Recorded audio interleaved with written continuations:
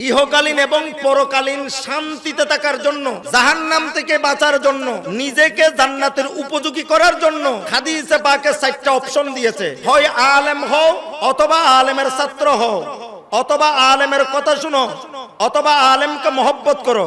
কোন আলেমান আও মুতাআল্লিমান আও মুস্তামিয়ান আও মুহিব্বান ওয়ালা তাকুন খামেসা। হয় আলেম হও, আলেম হতে না পারলে আলেমের ছাত্র হও, তালেবে ইলম হও। এটাও যদি কিসমতে না থাকে, 3য় নম্বর অপশন আমার আল্লাহ দিয়েছেন দুনিয়া এবং আখিরাতে শান্তিতে থাকার জন্য, আলেমের কথা শুনো। একজন আলেম যখন বয়ান করে, মসজিদে যখন খুতবা দেয়, জুমার নামাজে যখন একজন আলেম বয়ান দেয়, একজন আলেম যখন কোনো কথাবার্তা বলে, ওয়াজের মাহফিলে যখন একজন আলেম বয়ান দেয়, তখন আলেমের কথাগুলো শুনো। হয় আলেম হও অথবা আলেমের ছাত্র হও।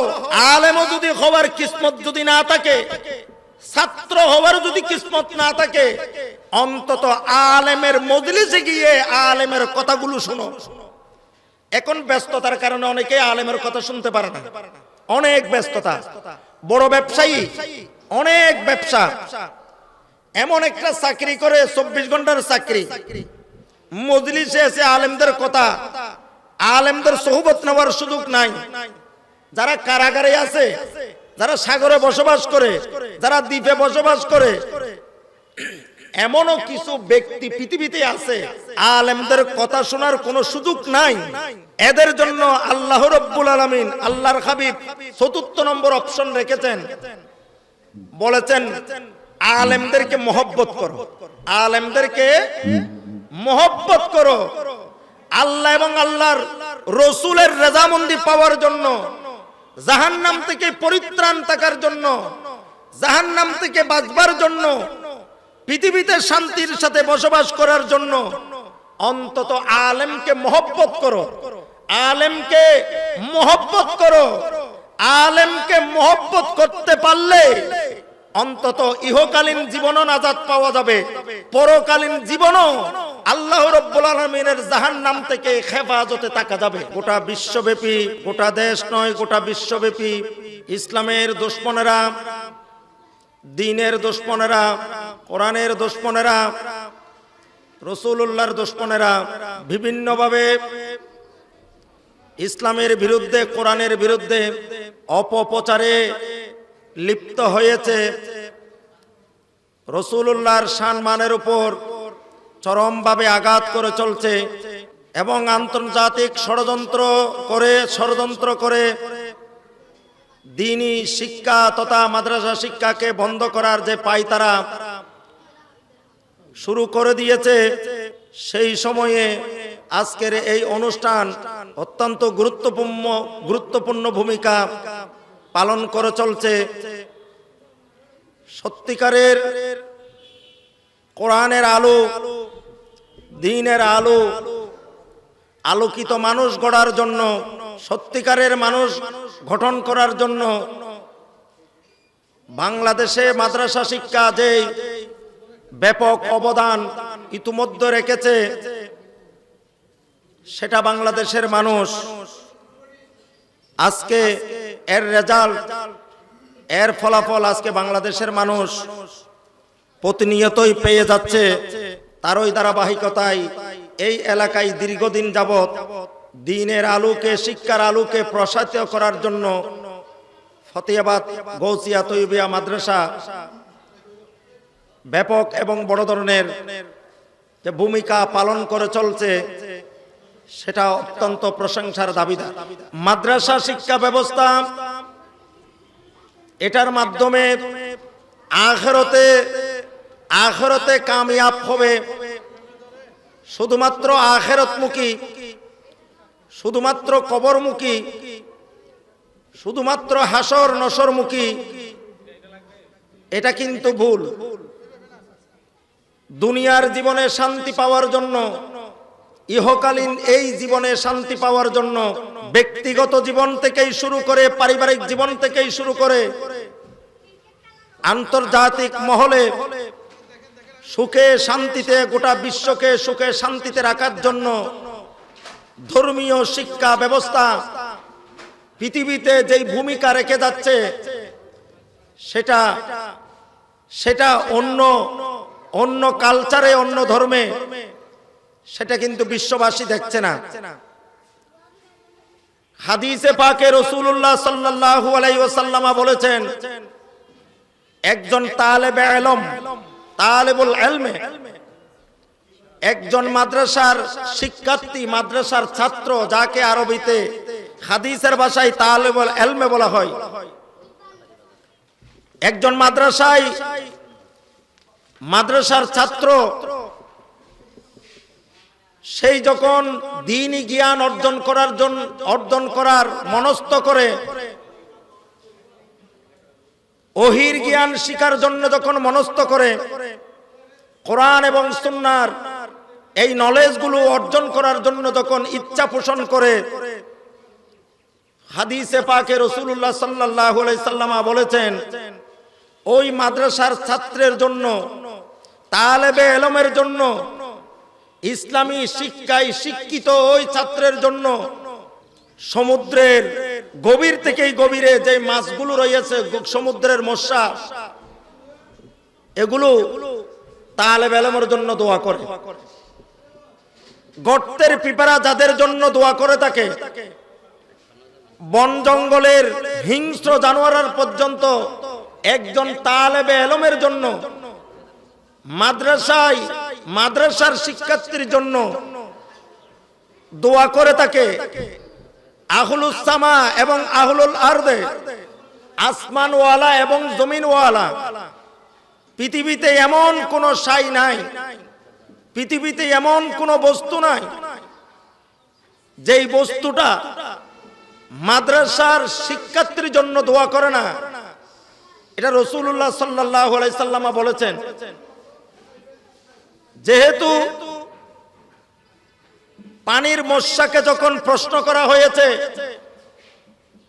যে তুমি মাদ্রাসার শিক্ষার্থীর জন্য কেন দোয়া করো, গর্তের পিঁপড়াকে যখন প্রশ্ন করা হয়েছে তুমি মাদ্রাসার শিক্ষার্থীদের জন্য কেন দোয়া করো, বন জঙ্গলের হিংস্র প্রাণীদেরকে যখন প্রশ্ন করা হলো যে তোমরা তালেবে ইলমের জন্য কেন দোয়া করো, তখন বন জঙ্গলের হিংস্র জানোয়ার, গর্তের পিঁপড়া, সমুদ্রের মৎস্য, এগুলো এক বাক্যে জবাব দিতে থাকে, যেই মাদ্রাসায় পড়ালেখা করার কারণে, কোরআন শিক্ষার নলেজ অর্জন করার কারণে আল্লাহ রাব্বুল আলামিন আমাদেরকে সালামতে রেখেছেন, না হয় বহু আগে আমাদেরকে ধ্বংস করে দিত। আল্লাহ রাব্বুল আলামিন শুধুমাত্র মাদ্রাসায় শিক্ষার্থীর কারণে, একজন মাদ্রাসার শিক্ষার্থী কোরআন এবং হাদিস এটা অধ্যয়ন করার কারণে, দ্বীনি ইলম অর্জন করার কারণে আল্লাহ রাব্বুল আলামিন গোটা পৃথিবীকে এখনো পর্যন্ত স্থির রেখেছেন, ধ্বংস করে নাই। যেহেতু হাদিসে পাকের মধ্যেই রয়েছে, পৃথিবীতে আল্লাহ বলনেওয়ালা একজন ব্যক্তিও যদি আল্লাহ ডাকে, যতক্ষণ পর্যন্ত একজন ব্যক্তি আল্লাহ ডাকতে থাকবে, ততক্ষণ পর্যন্ত আমার আল্লাহ এই পৃথিবী ধ্বংস করবে না। তাহলে আল্লাহ ডাকনেওয়ালা এটা কোথায় শিক্ষা দেওয়া হয়? আল্লাহর নাম জিকির করার জন্য এটা কোন ক্যাম্পাসে শিক্ষা দেওয়া হয়? আল্লাহকে স্মরণ করার জন্য এটা কোন এদারায় শিক্ষা দেওয়া হয়? তাহলে আল্লাহর জিকির, আল্লাহর স্মরণ, আল্লাহর ইয়াদ সেটা কোন ক্যাম্পাসে শিক্ষা দেওয়া হয়? তাহলে এর জবাব হচ্ছে যে আল্লাহ ডাকনেওয়ালা, আল্লাহর জিকির, আল্লাহর স্মরণ, আল্লাহর ইয়াদ, এগুলার তালিম এবং তরবিয়ত যেই এদারায় দেওয়া হয়, যেই ক্যাম্পাসে দেওয়া হয়, সেই এদারা এবং সেই ক্যাম্পাসের নাম হচ্ছে মাদ্রাসা শিক্ষা। সুবহানাল্লাহ। সেই জন্য সমুদ্রের গভীর মৎস্যকে যখন প্রশ্ন করা হলো, গর্তের পিঁপড়াকে যখন প্রশ্ন করা হলো, বন জঙ্গলের হিংস্র জানোয়ারকে যখন প্রশ্ন করা হলো,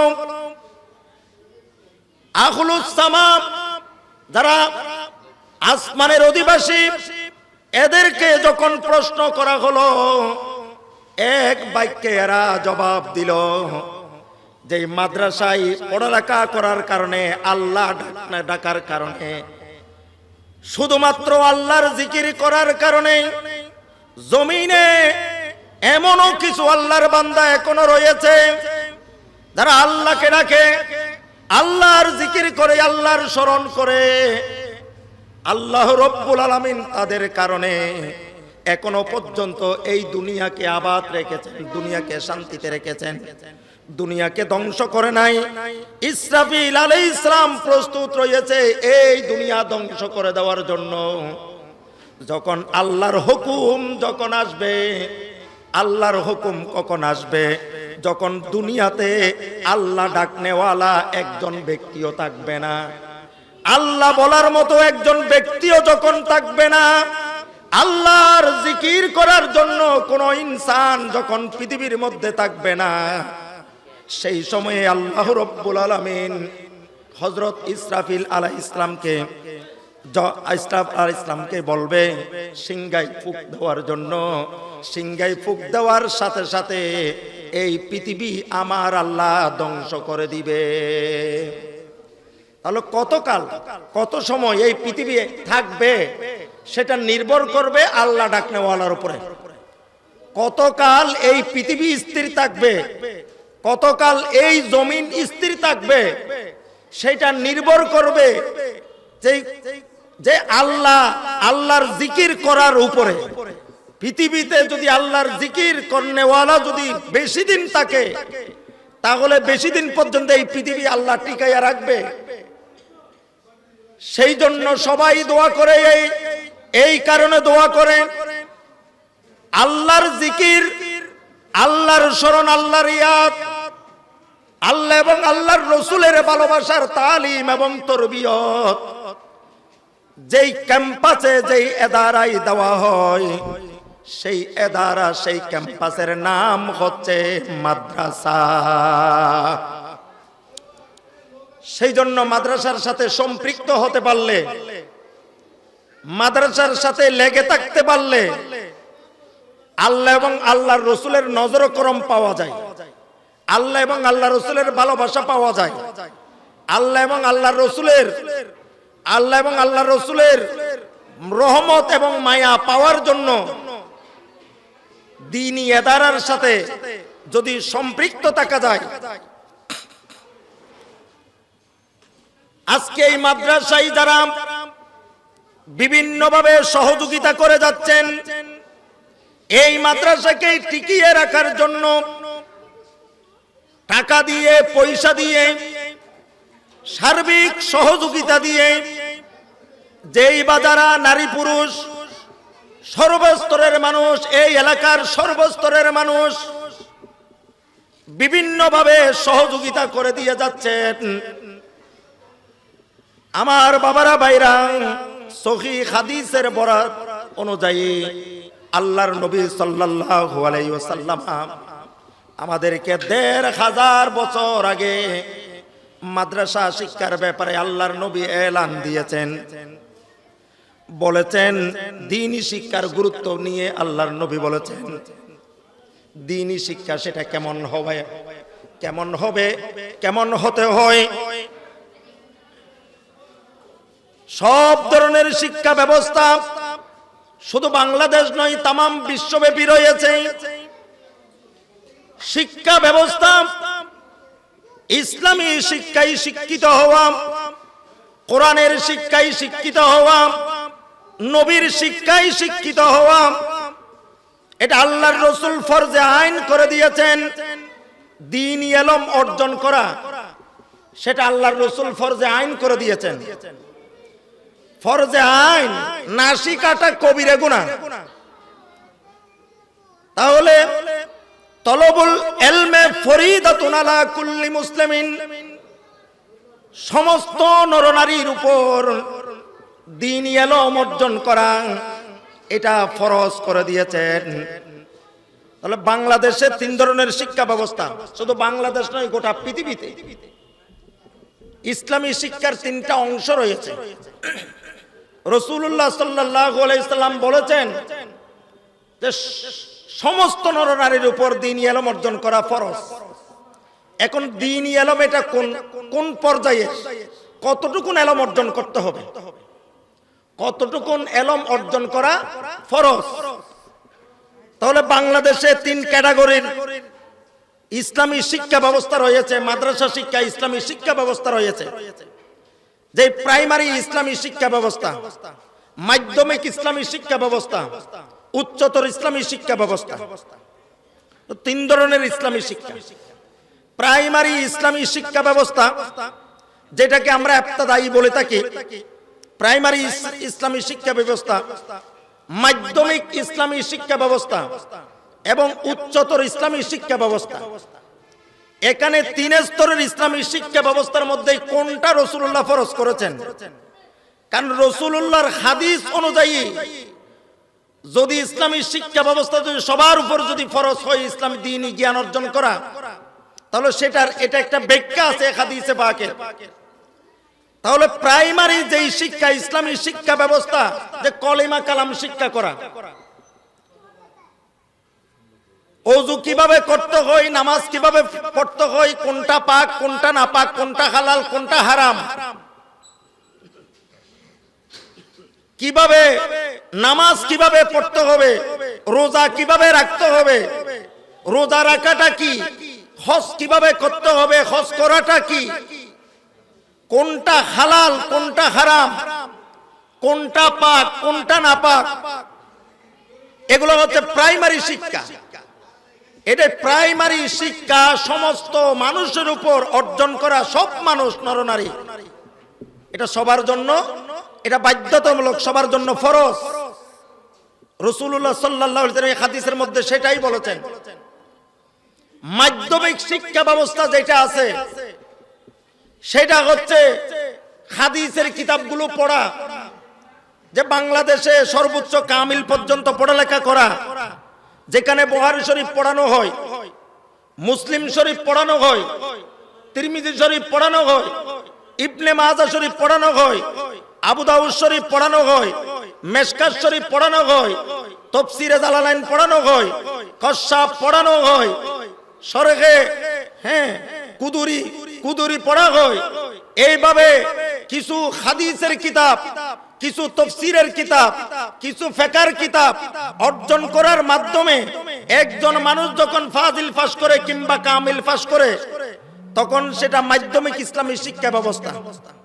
মাধ্যমিক ইসলামী শিক্ষা ব্যবস্থা যে এগুলো পড়ে এবং পড়াইতে পারে, পড়ে এবং পড়াইতে পারে। একজন মানুষ মেশকাত শরীফ পড়েছে এবং পড়াইতে পারে, তাফসীরে জালালাইন শরীফ পড়েছে এবং পড়াইতে পারে, তাফসীরে কশাফ পড়েছে এবং পড়াইতে পারে, বুখারী শরীফ পড়েছে এবং পড়াইতে পারে। এটা হচ্ছে মাধ্যমিক ইসলামী শিক্ষা ব্যবস্থা। এটা কিন্তু সবার পক্ষে সম্ভব নয়। একজন মানুষ যখন কামিল পাস করে তখন তার বয়স মিনিমাম 23 থেকে 25 বছর হয়ে যায়। এতটুকুন ধৈর্য কিন্তু সবার থাকে না। পারিবারিক পিছুটান থাকার কারণে আমাদের দেশের গরিব পরিবারের সন্তানরা 12-13 বছর থেকে অর্থের পিছনে ঘুরে, সুতরাং তার পক্ষে 23 থেকে 25 বছর সময় ব্যয় করে এই শিক্ষা ব্যবস্থা অর্জন করা তার পক্ষে সম্ভব নয়।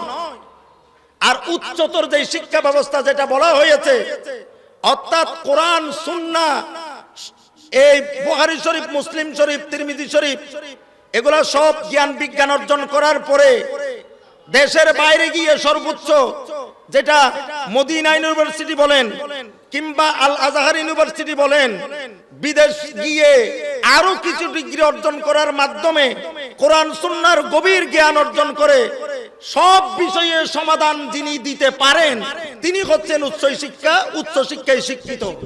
কিন্তু আমাদের দাখিল এই মাদ্রাসা, এখানে যে তালিম তরবিয়ত দেওয়া হয় এটা অনেকটা প্রাইমারি, অর্থাৎ এই শিক্ষাটা অর্জন করা এটা ফরজে আইন করে দিয়েছেন, এটা ফরজ করেছেন।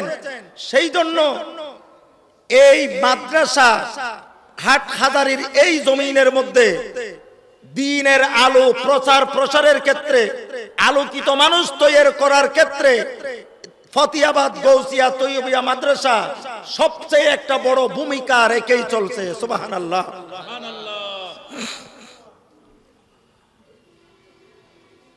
কিয়ামতের ময়দানে আল্লাহ রাব্বুল আলামিন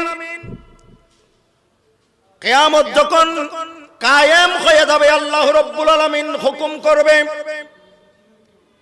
সমস্ত আলেমদেরকে আলাদা হওয়ার জন্য। আল্লাহ বলবেন যে আলেমরা তোমরা আলাদা কাতার হয়ে যাও, আলাদা কাতার। যারা কোরআনের শিক্ষায় শিক্ষিত, নবীর শিক্ষায় শিক্ষিত, হাদিসের শিক্ষায় শিক্ষিত, ইসলামের শিক্ষায় শিক্ষিত, যারা জীবন যৌবন উজাড় করে দিয়ে আল্লাহ এবং আল্লাহর রাসূলের এই হিকমত যারা অর্জন করে জীবনের শেষ নিঃশ্বাস পর্যন্ত দ্বীনি জ্ঞানের উপর অটল ছিলেন, কিয়ামত যখন কায়েম হয়ে যাবে আল্লাহ রাব্বুল আলামিন ইরশাদ করবেন, হে আলেমরা তোমরা আলাদা হয়ে যাও, তোমরা আলাদা একটা কাতার হয়ে যাও, আলাদা হয়ে যাও। এবার আলেমরা যখন আলাদা হয়ে যাবে এবার আল্লাহ রাব্বুল আলামিন বলবেন, আমি তোমাদেরকে আলেম হবার সৌভাগ্য আমি আল্লাহ দিয়েছি, আলেম হবার সৌভাগ্য আমি আল্লাহ তোমাদেরকে দিয়েছি। তোমরা আলেম হয়েছ, এক একজন মুফতি হয়েছ, মুহাদ্দিস হয়েছ, মুফাসসিরে কোরআন হয়েছ, দ্বীনের দায়ী হয়েছ, ইসলামিক বক্তা হয়েছ, দ্বীন ধর্ম মিল্লাত মাযহাবের খেদমত করতে করতে জীবন যৌবন সবকিছু উজাড় করে দিয়েছ। আমি আল্লাহ আজকের এই কিয়ামত কায়েম করে আমি আল্লাহ তোমাদেরকে জাহান্নাম দিব না, আমি আল্লাহ তোমাদেরকে ঘোষণা দিলাম তোমরা সবাই আমি আল্লাহর জান্নাতের মধ্যে চলে যাও। আল্লাহ রাব্বুল আলামিনের এই ঘোষণা পেয়ে যখন আলেমরা যখন এখানে আলেম বলতে দুনিয়ালোভী আলেম নয়, দুনিয়ালোভী আলেম নয়। মাওলানা জালালউদ্দিন রুমি বলেছে যে তোমরা তোমাদের ঘরের ভিতরে একটা কুকুরকে জায়গা দাও, কিন্তু দুনিয়ালোভী কোনো আলেমকে জায়গা দিও না। এখানে আলেম বলতে যারা ইলমে তাসাউফ সহ যারা অর্জন করেছে, শরীয়ত, তরিকত, মারফত, হাকিকত, হ্যাঁ এই জ্ঞানে যারা এই গুণে গুণান্বিত হয়েছে, এই সমস্ত আলেমরা যখন আল্লাহর জান্নাতের দিকেই চলে যাবে, আল্লাহর জান্নাতের দিকে যখন এরা যখন চলে যাবে তখন কিছু লোক তাদের পাপের কারণে, গুনাহের কারণে, অপরাধের কারণে ওই জান্নাতের পথে ওরা দাঁড়িয়ে থাকবে। এদের ফাইসালা জান্নাতে হয় নাই। গুনাহগার ওই উম্মতগুলো আলেমরা যখন জান্নাতে চলে যাবে তখন ওই লোকগুলো ওই আলেমকে দেখে ডাক দিবে, বলবে, হে আল্লাহর বান্দা, আলেমকে বলবে, ওগো আল্লাহর নেক বান্দা, সৌভাগ্য ভালো, আপনি সেই জন্য আল্লাহর ফাইসালা নিয়ে জান্নাতে চলে যাচ্ছেন। আমাকে কি আপনি চিনেন? বলবে আমি তো চিনি না। বলবে আমি হলাম আপনার একজন ভক্ত, আপনাকে আমি মহব্বত করতাম। যে হাদিসে পাকের মধ্যে রয়েছে ইহকালীন এবং পরকালীন শান্তিতে থাকার জন্য, জাহান্নাম থেকে বাঁচার জন্য, নিজেকে জান্নাতের উপযোগী করার জন্য হাদিসে পাকে 4টা অপশন দিয়েছে। হয় আলেম হও, অথবা আলেমের ছাত্র হও, অথবা আলেমের কথা শুনো, অথবা আলেমকে মহব্বত করো। কোন আলেমান আও মুতাআল্লিমান আও মুস্তামিয়ান আও মুহিব্বান ওয়ালা তাকুন হামেসা।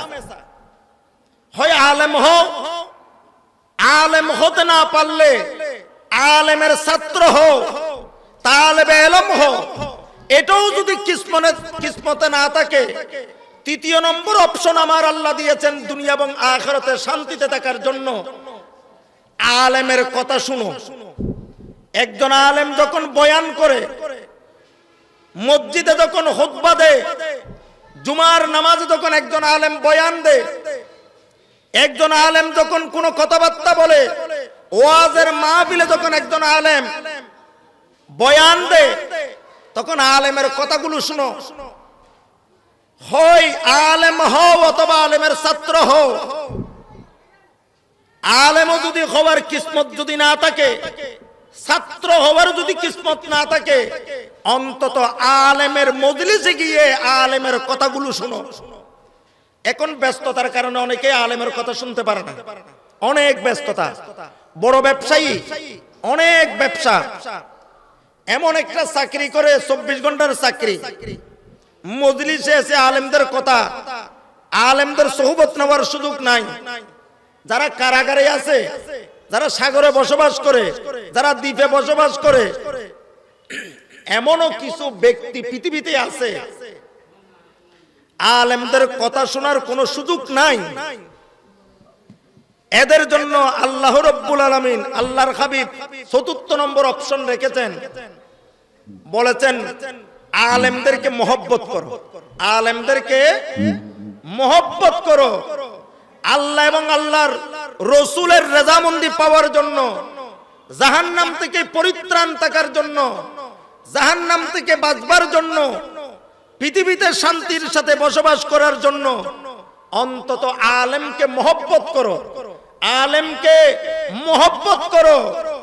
আলেমকে মহব্বত করতে পারলে অন্তত ইহকালীন জীবনও নাজাত পাওয়া যাবে, পরকালীন জীবনও আল্লাহ রাব্বুল আলামিনের জাহান্নাম থেকে হেফাজতে থাকা যাবে। এই 4টা অপশনের বাইরে ওয়ালা তাকুন খামেসা, 5ম নম্বর আর কোনো অপশন দেয় নাই। সেই জন্য আজকে এই মাহফিল কায়েম করা হয়েছে। ফতেহাবাদ গৌসিয়া তৈয়বিয়া দাখিল মাদ্রাসার ব্যবস্থাপনায় বার্ষিক যেই সালানা জলসা উরসে কুল, আজকে এখানে এই দেশের, এই জাতির শ্রেষ্ঠ সন্তান, এই জাতির শ্রেষ্ঠ সন্তান, বিশিষ্ট আলেমে দ্বীন উরকিরসর মোহাম্মদিয়া গৌসিয়া সুন্নিয়া সিনিয়র মাদ্রাসার স্বনামধন্য অধ্যক্ষ, বাংলাদেশের প্রত্যেকটি প্রান্তে যার ওয়াজ ও বয়ান প্রতিনিয়তই হচ্ছে, এই এলাকার মানুষ যাকে সবচেয়ে বেশি মহব্বত করে এবং মাদ্রাসাকেই যিনি সবচেয়ে বেশি ভালোবাসে, আমাদের অত্যন্ত প্রিয় ব্যক্তি হযরতুল আল্লাহ জনাব মাওলানা মোহাম্মদ হাসান রাজা আল কাদেরী মদ্দা জিল্লুহুল আলী, মাগরিবের নামাজের পরপরই যার কোরআন সুন্নাহর আলোকে যিনি বয়ান পেশ করবেন। সুতরাং এই যে একটা বয়ান শোনার, উলামায়ে কেরামের বয়ান শোনা,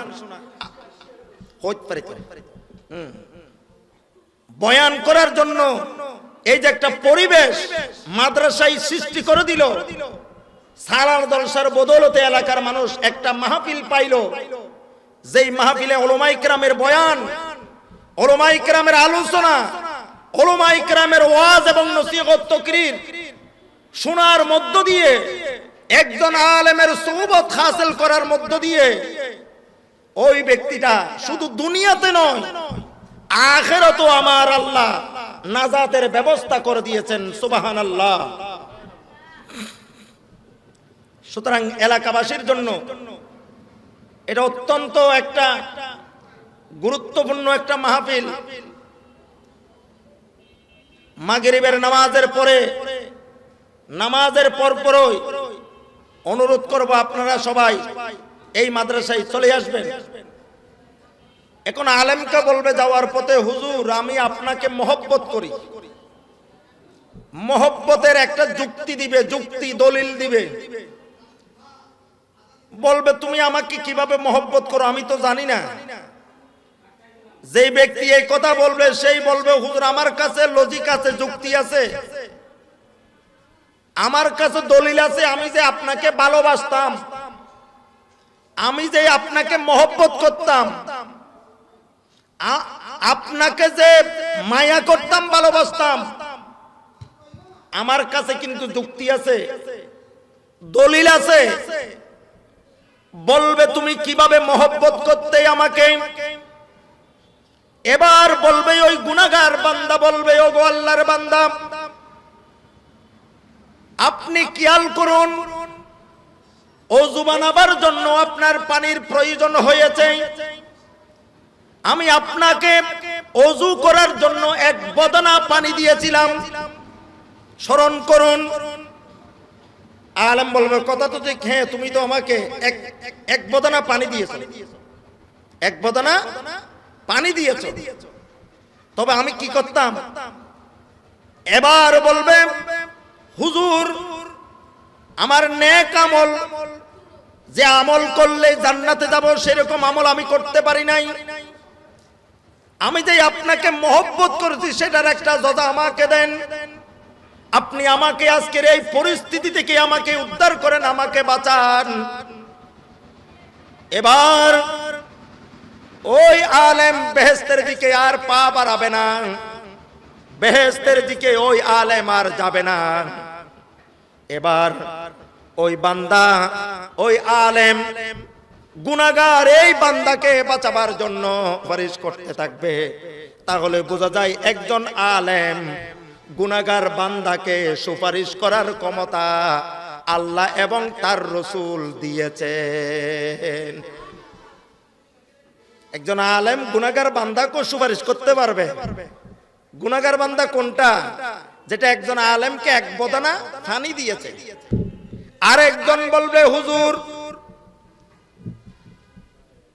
হুজুর আমি আপনাকে মহব্বত করি, আপনাকে ভালোবাসতাম, মহব্বত করতাম, আপনার মনে পড়ে কিনা আপনি একটু চিন্তা করেন। আপনি এক সময় পানির তৃষ্ণায় ছিলেন, আমি আপনাকে এক গ্লাস পানি দিয়েছিলাম। আলেম বলবে ঠিকই তো, একটা সময় তুমি আমাকে এক গ্লাস পানি দিয়েছো। হুজুর আজকে মুসিবতের মধ্যে পড়েছি, আমাকে একটু বাঁচান। হুজুর আমি মুসিবতের মধ্যে পড়েছি, আমাকে একটু বাঁচান। এবার ওই আলেম আল্লাহর কাছে সুপারিশ করবে গুনাহগার বান্দার জন্য। এইভাবে দুইটা উদাহরণ হাদিসে পাকের মধ্যে দিয়েছে। হাদিসের ব্যাখ্যা অনুযায়ী মুহাদ্দিসিন ইকরাম এই হাদিসের যেই ব্যাখ্যা দিয়েছে, একজন মানুষ মাদ্রাসার জন্য, তালেবে ইলমের জন্য, ইসলামী শিক্ষায় শিক্ষিত মানুষের জন্য, যারা দ্বীনের জ্ঞান অর্জন করে, যারা কোরআন সুন্নাহর জ্ঞান অর্জন করে, কোরআনের ইলম যারা অর্জন করে, তাদেরকে বিভিন্নভাবে যারা সহযোগিতা করে, যারা হেল্প করে, যারা সাহায্য করে, যারা সহযোগিতা করে, আল্লাহ রাব্বুল আলামিনের তরফ থেকে তাদেরকে, আলেমদেরকে অনুমতি দেওয়া হবে আজকে এই মাদ্রাসায়।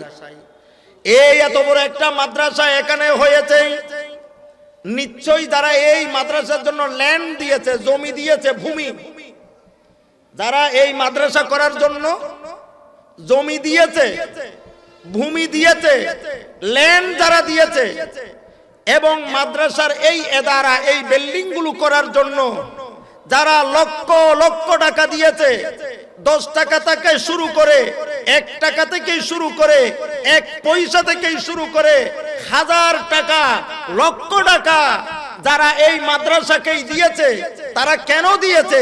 দ্বীনি ইলমকে ভালোবেসে, মাদ্রাসাকেই ভালোবেসে। সুতরাং মাদ্রাসাকেই ভালোবাসার কারণে, দ্বীনি ইলমকে ভালোবাসার কারণে, তালেবে ইলমকে ভালোবাসার কারণে, মাদ্রাসার ছাত্রদেরকেই ভালোবাসার কারণে, দ্বীন ধর্মের মহব্বত কলিজায় লালন করার কারণে কিয়ামতের ময়দানে আমার আল্লাহ তাদেরকে নাজাতের ব্যবস্থা করে দিবেন। সুবহানাল্লাহ। তাহলে এখানে ক্ষতির কোনো কিছু নাই। দুনিয়াবি জীবনও শান্তি, আখিরাতের জীবনও শান্তি।